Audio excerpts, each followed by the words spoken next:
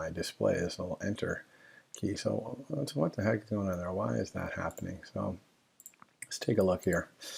The problem here has to do with the messages being sent. So when we wired this up, that's good. We got enter. The problem is that button also sends a pen digit. And that's because we copied and pasted this 3, remember? And the 3 sends a pen digit. And so when we copy and pasted it, now this one sends a pen digit. So it sends both. Okay, it's sending 2. Now, that's a common mistake to make. You didn't really think about that when you copy and paste it. How do we fix this? Well, if you right-click, so I'm going to right-click on this button, you'll get this window that comes up, and it shows you all the connections from this UI element to your code. And you can see here, both append digit and enter are connected. Now the great thing is I can just click this little X right here, and it'll take this connection away. So now I only have enter. So now if I go back here, see, it's not sending append digit, it is sending enter. And you can do this right-clicking for anything, like we can even do it for our label up here. We can see there's the display connection that we have right here. So yeah, don't forget right-click to disconnect things. Now, if you forget about this and you don't do it, or maybe you have it wired up to some thing that you changed. For example, if we had accidentally put an argument here to enter, if we had made it do the sending button trick, kind of like this, you can't just say, oh, okay, and I'll fix that, I'll just delete that, because that would not work, because enter with an argument is actually a different message than enter with no argument. And so if you just deleted that, when you run your program, it would crash, and it would say, couldn't send message enter colon when you touch this button, because enter colon means enter with an argument, only for the purpose of the storyboard. We don't say enter colon in our code. That's just something in the storyboard here. So if that happens, you need to right-click on here, disconnect the enter colon that happened in there, and then you just re-control drag. And when you re-control drag, it's nice. It will kind of let you try and grab onto something. So it's easy to reconnect. Okay. All right, so now we want to actually implement enter here. We want to implement the guts of it. And so we're going to need another property here, which is going to be that internal stack that these numbers are going to go on. And so it's going to be a var, just like this var up here that we created. And I'm going to call it operand stack. That's a good name for it. And it's going to have a type. Its type is going to be an array. And just like in other languages like Java, when you create an array type, you have to specify what kind of thing is in the array. And so I'm going to put doubles in my array. And that's even, you might say, oh, well, we can't enter doubles because these are all integers basically.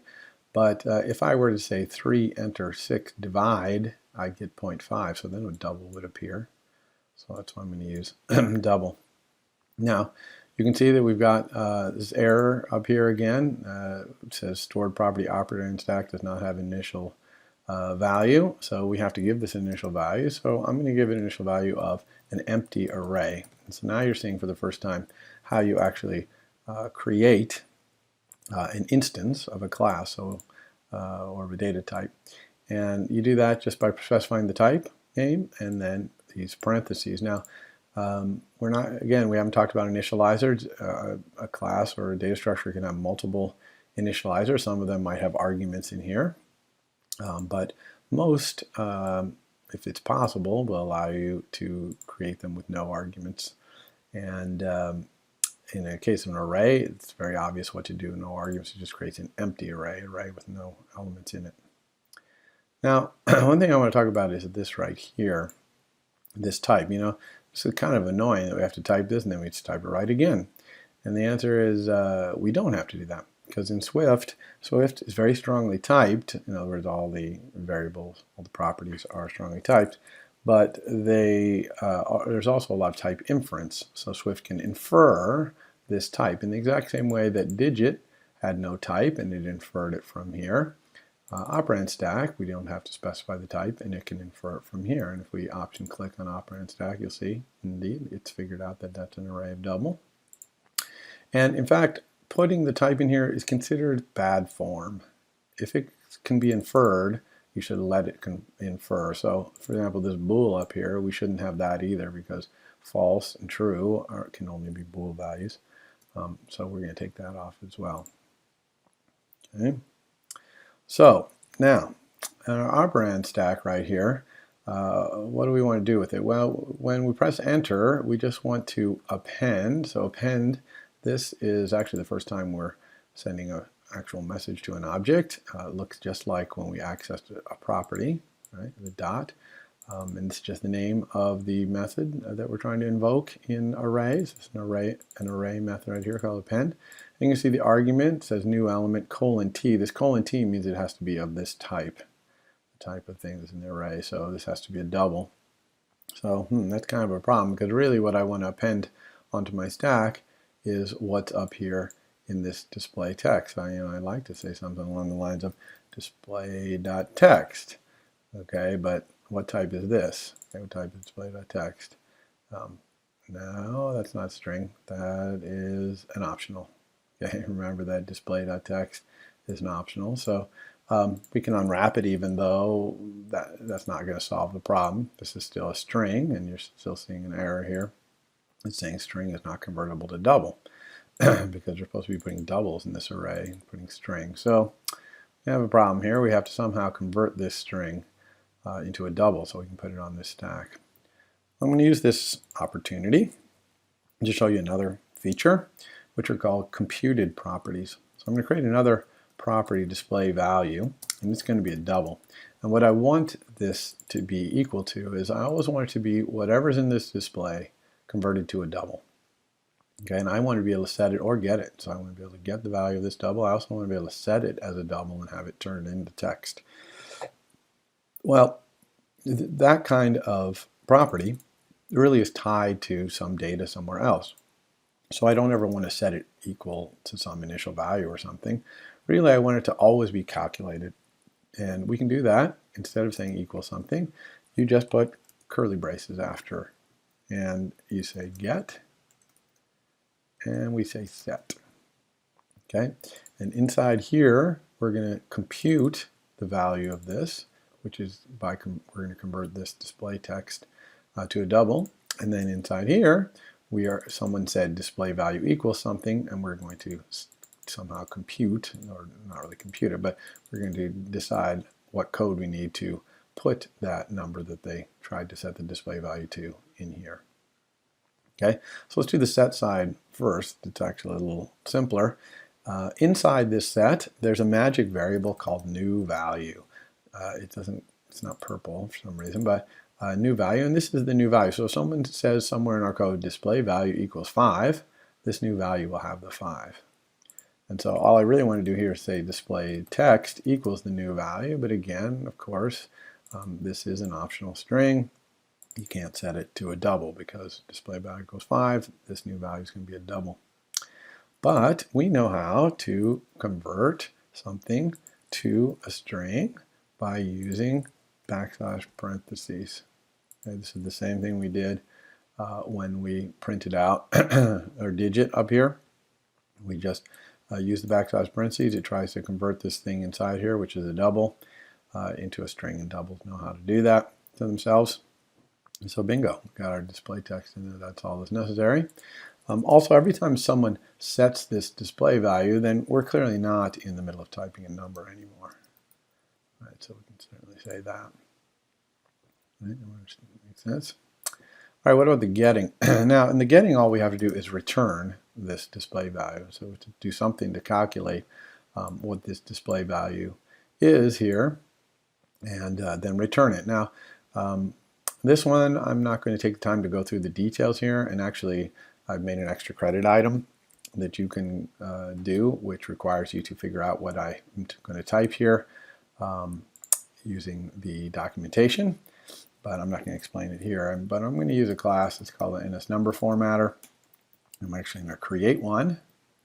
Then I'm going to use a method on it called number from string, and I'm going to give it this string, which is the display values text, unwrapped, of course. The result is actually optional, so I'm going to unwrap that. And then I'm going to get the double value of the thing that I get back. Number gives me this kind of generic number, so I'm going to take it and turn it into a double. So there we go. So you can go in the extra credit and look at that later if you want. But suffice it to say, we now have a property display value that when we set it and get it is going to be setting and getting it as a string here. So that is really convenient, especially for right here where we want to say display value. Okay, so this is a double, no problem. We're appending that onto the operand stack. So let's println our operand stack here. Just so, and we can do the same thing here, operand stack. Okay, and this works because operand stack is an array, and arrays know how to turn themselves into strings. You'll see how they do that in the console in a moment here. So let's go ahead and see if our application is actually putting things on our stack properly here.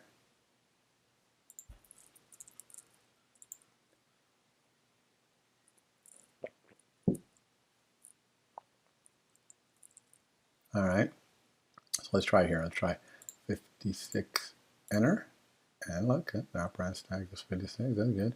7, enter. All right, 56 and 7. So you can see that arrays turn themselves into strings by doing open square bracket, and then they turn each of their elements into strings and separated by commas. Another one. Okay, so this is good. So we got our operand stack building here. So all we need to do is have some times and plus and minus buttons, etc. I'm going to put them right here that will operate on these items on the stack. So if I pressed plus right now, it would pull the 7 and the 8 off the stack, add them together, it would be 15, show that 15 here, and it actually would put the 15 back on the stack, so then we'd have 56 and 15 on our stack, and then we could maybe plus those together if we wanted by hitting plus again. All right. Okay, so how are we going to do that? Well, we need to make our buttons here, and I'm going to make the buttons again by copying and pasting a digit button, but this time I know about that problem, so right off the bat I'm going to right click on it and disconnect append digit. Okay, so now this button sends no messages yet anyway, and then we can put a title on here. So here I'm going to have all my operation buttons use mathematical symbols. So if we go down here to math symbols, see there's a bunch of math symbols here. So let's do times right here first. I'm going to put a times right there, and we can wire it up. I'm just going to hold down Control and drag out here. We're going to call this action method operate.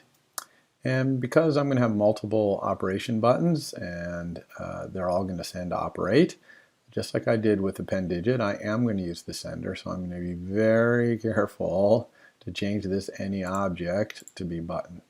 Okay, do not forget that. Okay, so action, we are going to have a sender UI button, call it operate. Here it is. Nice message doing operate. We can copy and paste this button now, right? We got this one, so let's copy and paste and make some more of these. Start out with 4 of them, let's say.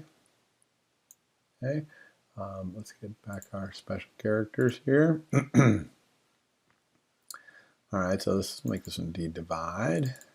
Let's make this one be plus. Make this one be minus. All right. So now we got these buttons, and they're all sending, if we look at this here, they're all sending operate. Okay, luckily they're not sending anything except operate, so that's good. And when they send operate, we're going to figure out which one is sending it by same exact way we did above. We're going to say what is the sender's current title, and we're going to unwrap it. So operation here is going to be a string. And it's going to tell us the title of the button, so we know which one to use there. Now, I'm going to show you a control flow operator here in Swift that's very powerful, much more powerful than this operator is in other languages, and also very, very important to Swift. Now, I'm only going to show you the simplest usage of it here, but you're going to see on Monday's demonstration and later in the quarter how important this operator is. But it's switch. Okay, And switch looks like switch in other languages like C. You switch on something. In this case, I'm going to switch on this string. This is a string. And then you just specify the case of each thing. So for example here, I have a case. Let's do the multiply.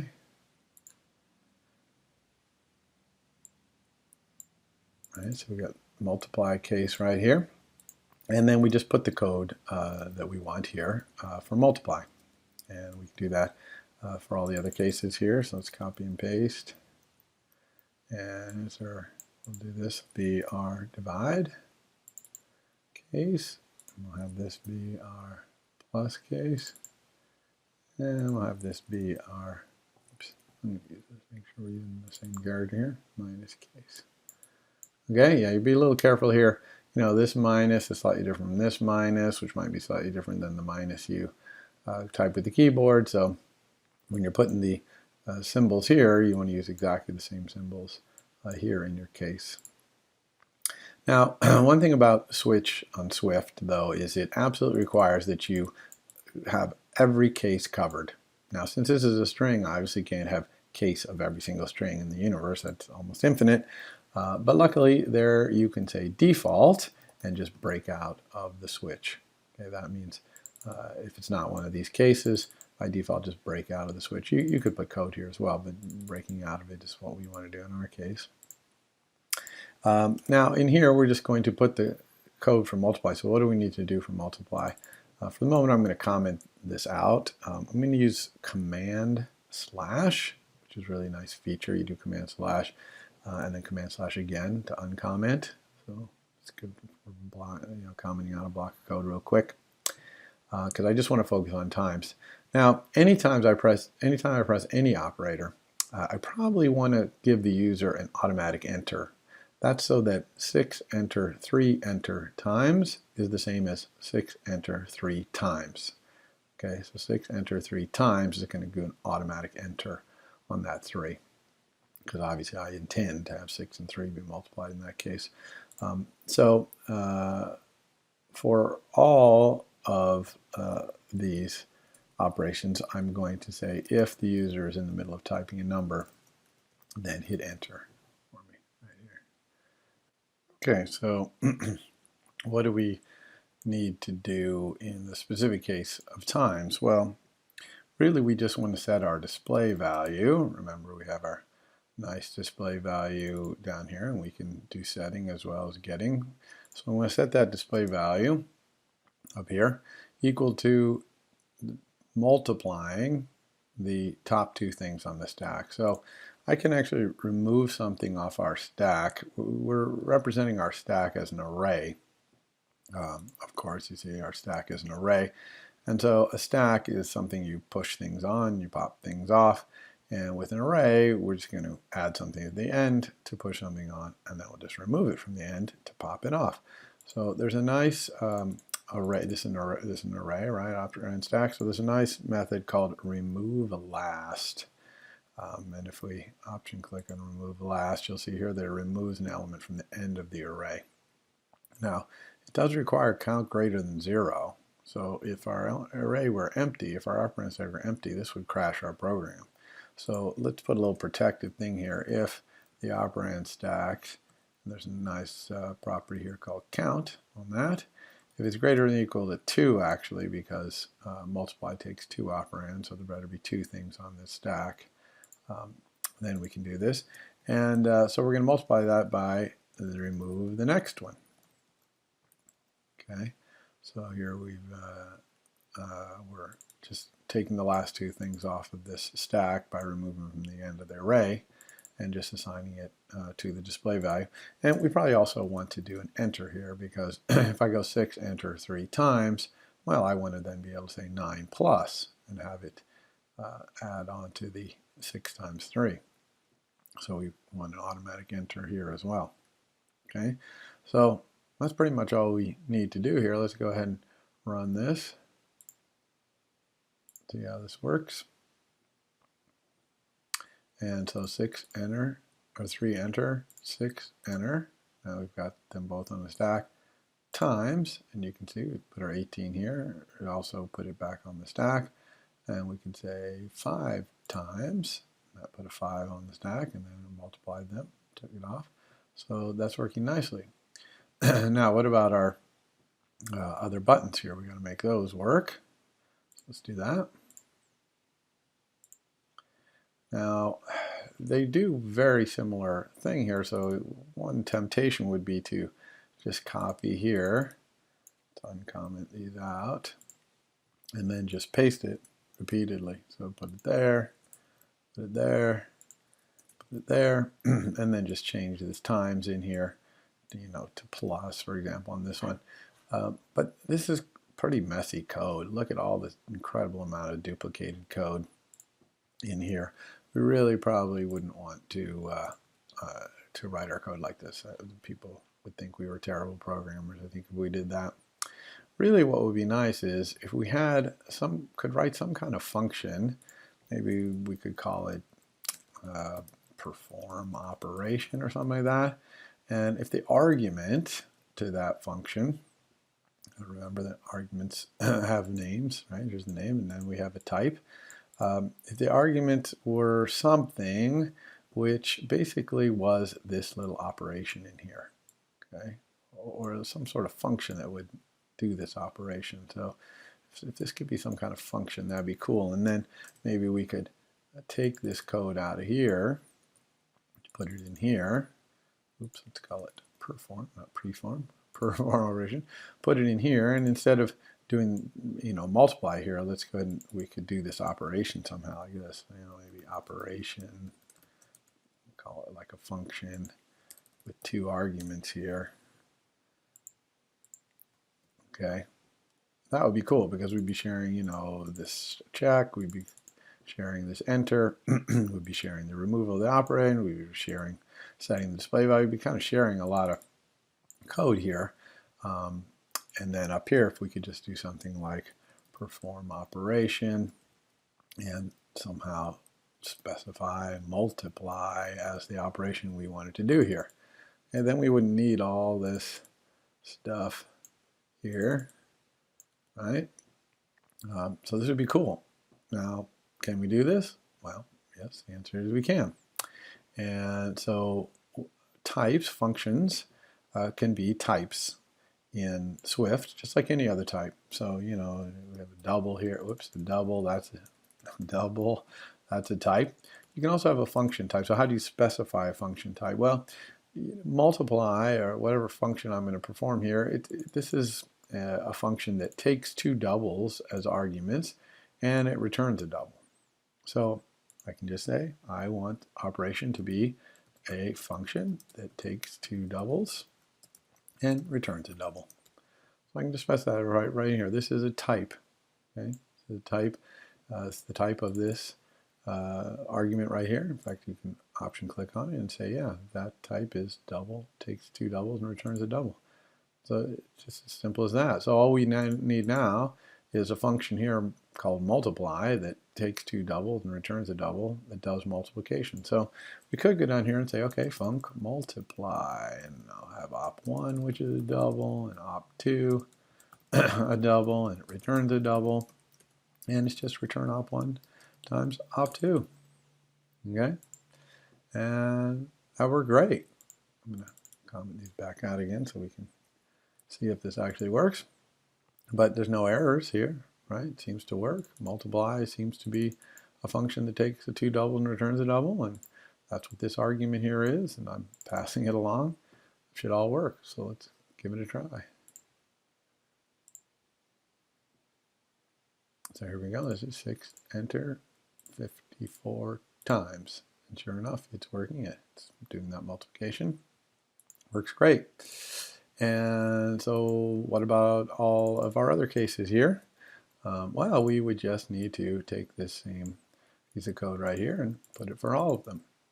And of course, we'd need a divide method, so we'd have to come down here and copy and paste that and make divide.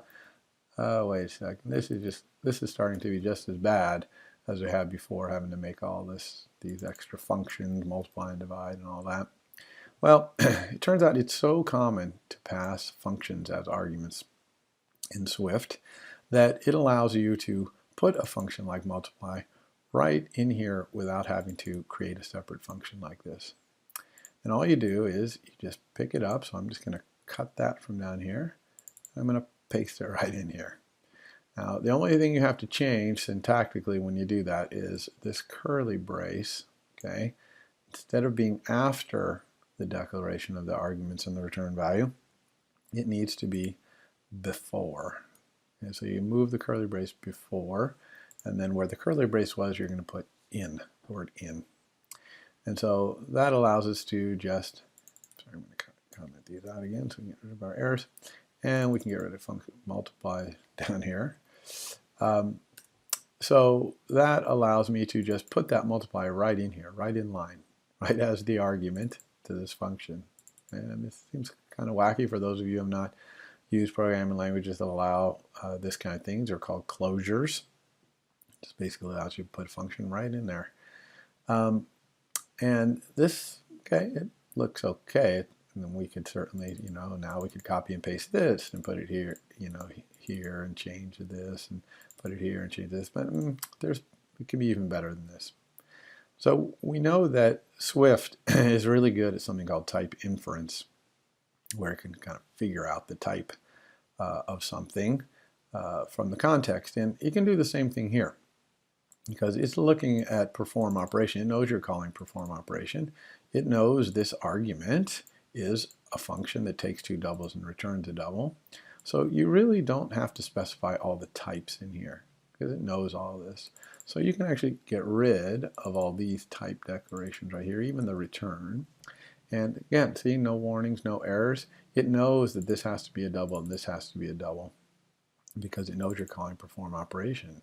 So it knows the argument to that is like that. Okay, and you can even make this look a little nicer. We could move this all up onto one line. Really makes that nice for readability here. But we can actually do even better than this, because Swift knows that perform operations argument returns something. You don't need this return key if your whole implementation is just an expression like this return keyword. You don't need that keyword because it knows this is going to return something. So if this is just an expression, it's going to return it. Okay, so that looks nice.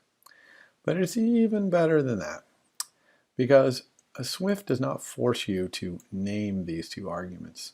If you don't name them, it will use the names $0 and $1, and then if you have more arguments, $2, $3, $4, such that you don't even need this.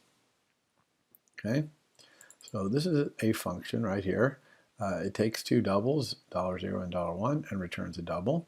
Now, Swift knows that they're doubles because it knows you're passing them to perform operation. If you were passing this to some other function that took a different kind of function as an argument, these types might be different. But in this case, it knows that that's what it is, and it knows that it returns one. So it knows it's going to return what this calculation is. All right.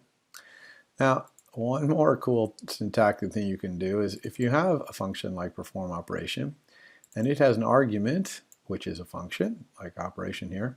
If this argument is the last argument, okay, so if I had other arguments before it, and this was the last argument, then you can move the function outside the parentheses. So other arguments, if there were other arguments before, they would go in here. But this last argument, which is this operation, gets to go outside the parentheses. And if there are no other arguments, if this is the only argument, you can actually get rid of that. Okay? So we've gotten down to incredibly concise language here, and we can do this exact same deal, of course, with these other form operations. We just need to change the math in here. This one, we had a little careful with the order of operations here. We want to do this because we put the thing that we're dividing by on the stack last, and that's the first thing that comes off the stack. And same thing here, actually, with subtraction, minus $0. Okay, so this is our entire operate, and you can see that it's incredibly concise, very readable times. It's clearly doing this function.